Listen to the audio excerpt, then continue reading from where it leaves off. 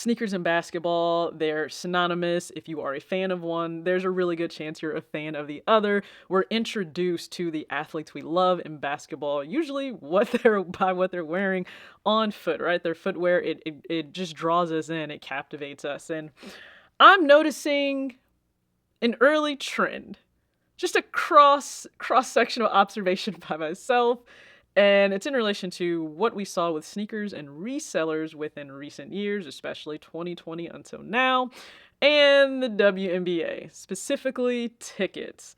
Now, let me just say this. This is not saying that the WNBA will follow the trend of what sneakers did. Not saying that at all. Let me repeat. Not saying that at all. I am simply observing what's happening with some of the WNBA tickets and what I think that could mean if it's not addressed and it's not handled.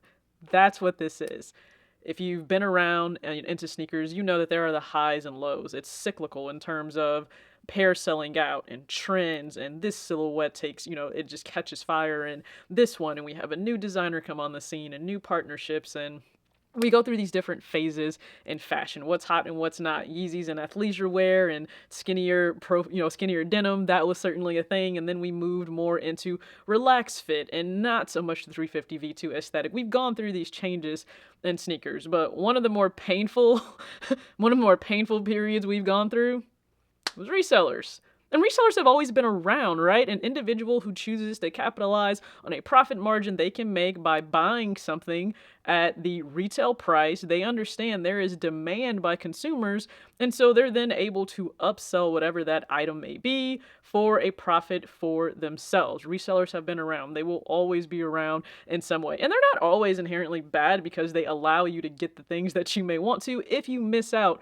for retail. The problem and the grievance a lot of people have, they're looking to do that just to capitalize on that demand, right? So if they didn't buy up, let's say, all of the stock of a Jordan 1 or any silhouette that came out for a specific colorway or drop, then the consumers who really wanted to buy it and own it and wear it, they would have had a greater chance at actually being able to do that. And in 2020, the perfect storm just really took off. And I've spoken on that many times. We were all inside at home, so you were bored. You needed to fill that boredom. You needed to try to feel something, and a lot of us will buy things via retail to try to feel something. We're trying to fill a void. Listen, there's just a lot of emotional things that happen with humans. You had excess money. You had excess. You had money that you didn't really know what you wanted to do with it, thanks to the stimulus checks. And then a lot of people are still following the trends and what's hot and what gets attention and what will get me clicks and views. And yeah, TikTok, I think, certainly played a part in that for younger people, because younger consumers entering the sneaker market, right? It was niche for so long, and then it blew up and it truly became mainstream. Everyone and their mom and companies and businesses they want to partner with, they want to speak to sneakerheads, they want to speak to this culture, and they want in. Right? They want in. And I mean, I get it. Like, it's an amazing place, so why you may want in, but it really created just this storm, this demand, so you weren't just fighting on release day for those who were really into sneakers and they knew the history and everything else. No, you were fighting with everyone. And then if you missed out, resale was kind of reasonable to a certain point, and then it certainly skyrocketed because resellers understood they can make so much money, especially off of a sneaker that really had a low entry point for them to buy. Like, do you remember, if you're not into sneakers and you're just into basketball, women's basketball specifically, if you don't, if you weren't there, the craze, like the chaos that this UNC one created within sneakers during that time. It was madness. The same thing with this Hyper Royal one. This one took off even more. People lost their minds, and resellers certainly had a really good time in being able to capitalize off people wanting both of these pairs. I mean, they were going for $400 and $500 in grade school. These are grade school. $400 and $500, okay, for grade school size. It's crazy when you think that's a $140 sneaker at the time as a grade school size. So we went through this. Nike specifically chose to not really take action because these pairs are still selling out. So, like, what does it matter? And then a lot of us have speculated, well, they saw that consumers were certainly willing to pay more for these sneakers they really wanted. And how do we get in on that? But then also you had a lot of consumers that got fed up, because you have one of two choices when you choose to, when you're dealing with resellers and you're dealing with the product in terms of resale. You can choose to just say, hey, I'm going to take that L and it is what it is, and I'm not going to have access to this item I want or this experience if it's a ticket to go experience something like a concert or a sporting event. Or you bite the bullet, you pay the resale price.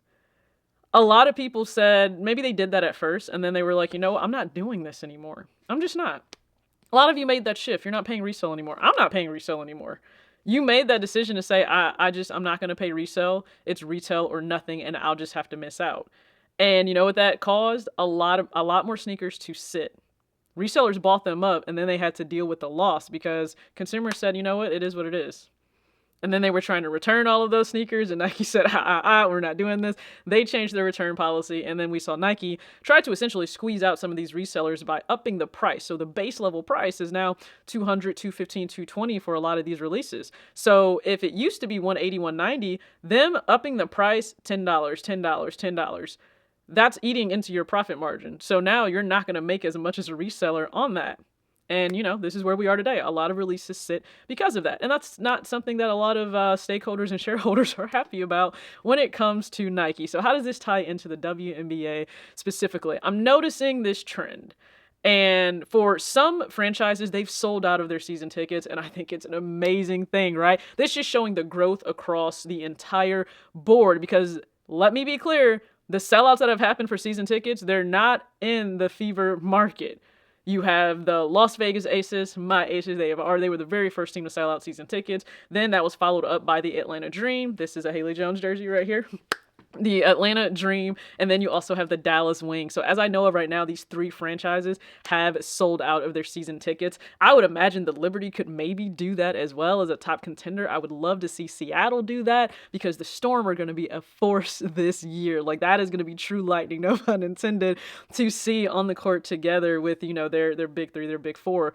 But we're seeing these season tickets, they're selling out. But that doesn't mean as a fan you can't attend, right? You have regular, just single game tickets you can buy. That's what I do. One of the pain points in consumers when it came to sneakers, you have young kids, you have young adults, you really want to get them into the game. And so you do that by being able to, buy them the sneaker. It's accessible and it's reasonable in terms of price. That's one thing that WNBA has always had in its corner. It is the most reasonable, high-level professional experience for sports you can get in any market that they're in, and it is a joy to be able to see. I remember attending Detroit Shot games. I remember seeing so many kids at the Indiana Fever games, right? It's amazing and it's beautiful. These kids get brought in. You see it at the NCAA level. These kids buy in early to these stars across the board, right? Across the board. And you have brand new rookies that are coming in, and they will bring that demand, whether it's Camila Cardoso, whether it is Caitlin Clark, whether it's Angel Reese, Cameron Brink. Like, you're going to have these stars. I mean, listen, the rookies are going to bring people out just the same as you have these veteran stars that are bringing people out, right? Because these veterans, these already established players, are very much so the reason that these other markets have already sold out. People want in, and they've wanted in for a while. The Fever have yet to sell out of their season tickets. I've not seen that. They have not sold out yet. You can see they're still available at certain price points. So they have not sold out yet. But something being accessible to a family to enjoy and, indoctrinate their children early into the joy and the amazement of sport, because it's always just so much bigger than sport.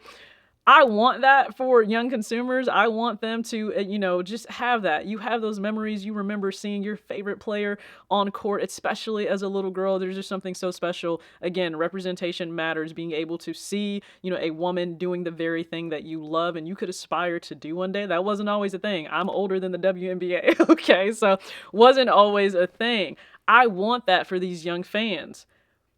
Let's be real. In this economy, you have to be very discerning on what you're spending your money on, how much disposable income do you have, and what is possible for you to do in terms of entertainment. So I've paid resale. I've attended Fever games. I've paid resale. That is the closest team for me to be able to view in terms of WNBA markets. I was so excited to see Aaliyah Boston and Nyla Smith and just so many other players, right? And I picked the matchups I wanted to see, whether it was the New York Liberty, whether it was the Las Vegas Aces. A lot of us will pick and choose what are the matchups we want to see. Here's my fear looking at these ticket prices right now.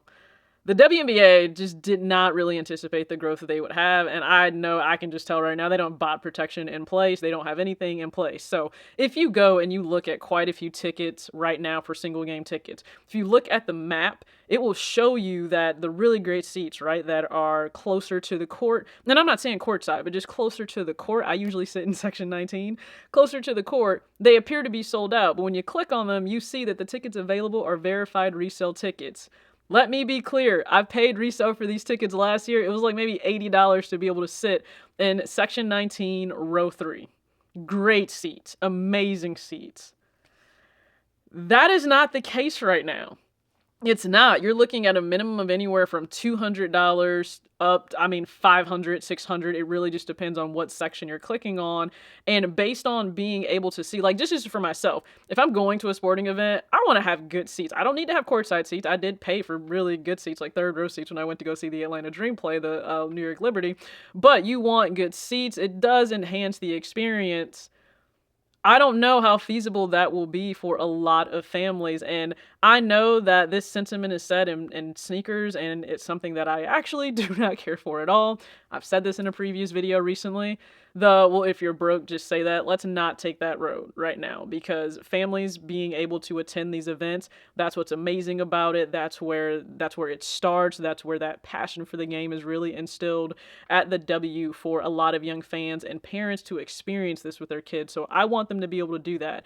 Do not say or allude that somebody's broke just because they will be honest and logical and rational and looking at their finances to say, I have myself and my husband or my wife, and we have 2 kids we want to take to this game.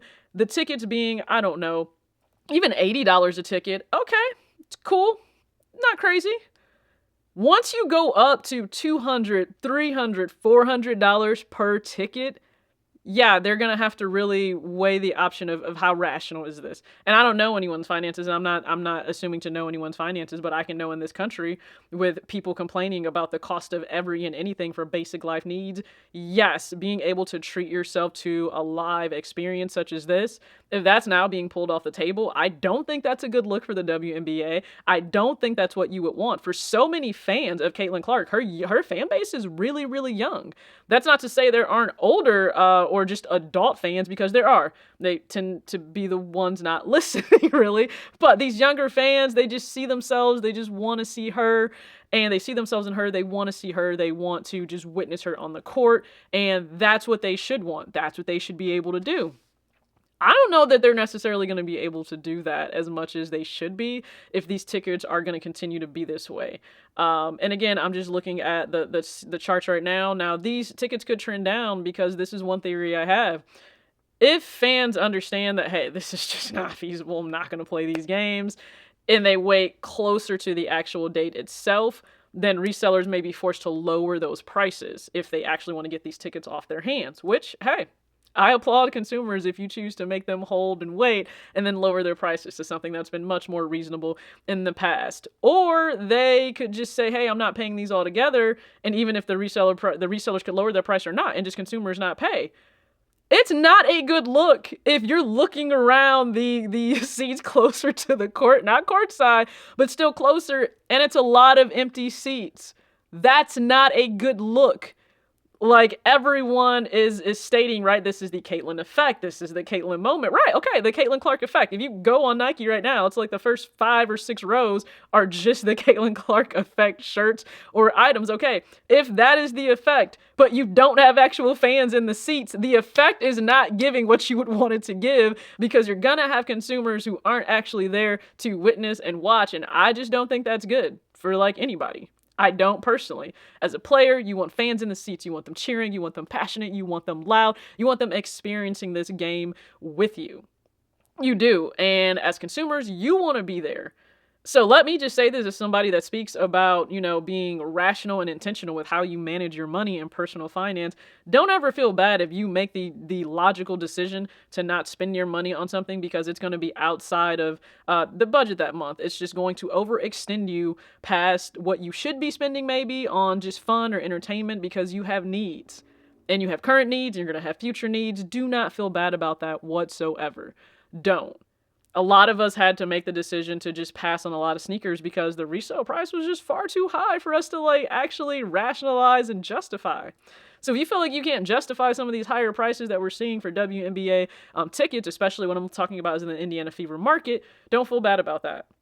What I would hope as a fan, right? I've attended Indiana Fever games. I have a Fever shirt, right? What I would hope for the fans that want to see these ladies play, WNBA has got to just step in, okay? look into bot protection. So many retailers had to do this within sneakers. It helped, but it also came, I think, too late in sneakers. I think it came too late. You have a lot of people that are just fatigued and they're just not even interested in sneakers anymore. I don't want that sentiment to ever carry over into the WNBA. It's growing. And yes, there are growing pains that I have discussed and I am vocal about, especially on Twitter. But I still want young fans to be able to enjoy just the beauty of this game. Basketball is so amazing. It really is. It gives us amazing things in life from the time we're young until we're grown now and we're fans of this league. So I'm witnessing that, and I saw what it did in terms of sneakers. I don't want to see that happen within the WNBA. So this is just another side note. Also, I saw somebody comment, well, I paid $800 to see Caitlin play in Iowa, and a lot of us did. Okay. I paid $700 for A Fear of God 1. That doesn't make me any more a fan of Jerry or sneakers or that collaboration than it doesn't make you any more a fan of Caitlin itself. It doesn't. Like, just because you made the choice to pay that, okay, great. But I can still observe and state my thought that I don't think that the capitalism, or I should say somebody capitalizing on the demand by certainly pricing out a lot of consumers, because that will happen with this, is something that a lot of people will appreciate. I just don't. Now, you can always choose to pay that price if you want to pay that price for a resale ticket. Do you attend? Enjoy. But I have to think if Kathy were to look around at that arena, in any arena, and see a lot of empty seats, it's not going to be the thing they want, especially with new TV deals on the way.